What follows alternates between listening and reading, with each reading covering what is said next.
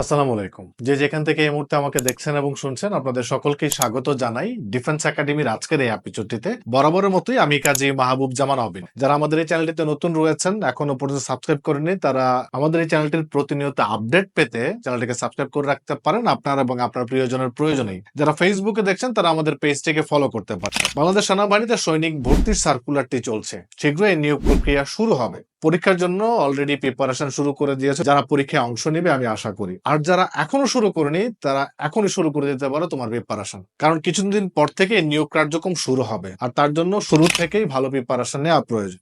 সে যাই হোক, কিছু বিষয় নিয়ে অনেকেরই কোশ্চেন রয়েছে, কি কি ডকুমেন্টস পেপারস নিয়ে যেতে হবে পরীক্ষার দিন। সেগুলো হয়তো তোমাদের অনেকের জানা রয়েছে বা অনেকের জানা নেই, তারপর আমি সেই বিষয়গুলো আবার তোমাদেরকে রিমাইন্ডার দিতে চাই। প্রথমত হচ্ছে আমাদের একাডেমিক সার্টিফিকেট, ট্রান্সক্রিপ্ট বা নম্বরপত্রের যে কপি, মূল কপি সেটি, অথবা সত্যায়িত ফটোকপি নিয়ে গেলেও চলবে, বাট চান্স পাওয়ার পরবর্তীতে সেগুলো আবার উপস্থাপন করতে হবে। এছাড়া যে প্রশংসাপত্র রয়েছে স্কুলের এবং এসএসসির যে প্রবেশপত্র রয়েছে সেটির মূল কপি নিয়ে যেতে হবে। অভিভাবকের সম্মতিপত্র, যেটি অবশ্যই ইউনিয়ন পরিষদ বা সিটি কর্পোরেশন বা মিউনিসিপ্যালিটি সেগুলির যারা প্রধান রয়েছেন, চেয়ারম্যান, মেয়র, তাদের কাছ থেকে সত্যায়িত করে নিতে হবে। নাগরিকত্ব বা চারিত্রিক সনদের মূল কপিও সঙ্গে রাখতে হবে, যেটিও সংশ্লিষ্ট ইউনিয়ন পরিষদ, পৌরসভা বা মিউনিসিপ্যালিটি থেকে তোমরা সংগ্রহ করতে পারবে। এবং তার সাথে সাথে নিতে হবে জাতীয় পরিচয়পত্র যদি থাকে সেটি, অথবা জন্ম নিবন্ধনের মূল কপি, অথবা সত্যায়িত ফটোকপি। বাবা মায়ের জাতীয় পরিচয়পত্র অথবা স্মার্ট কার্ড যদি এসে থাকে সেটির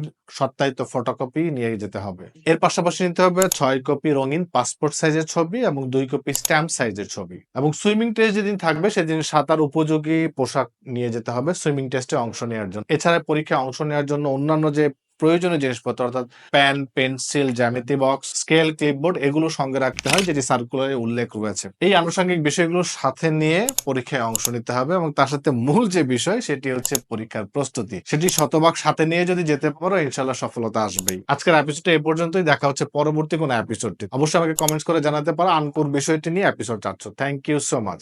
আসসালামু আলাইকুম।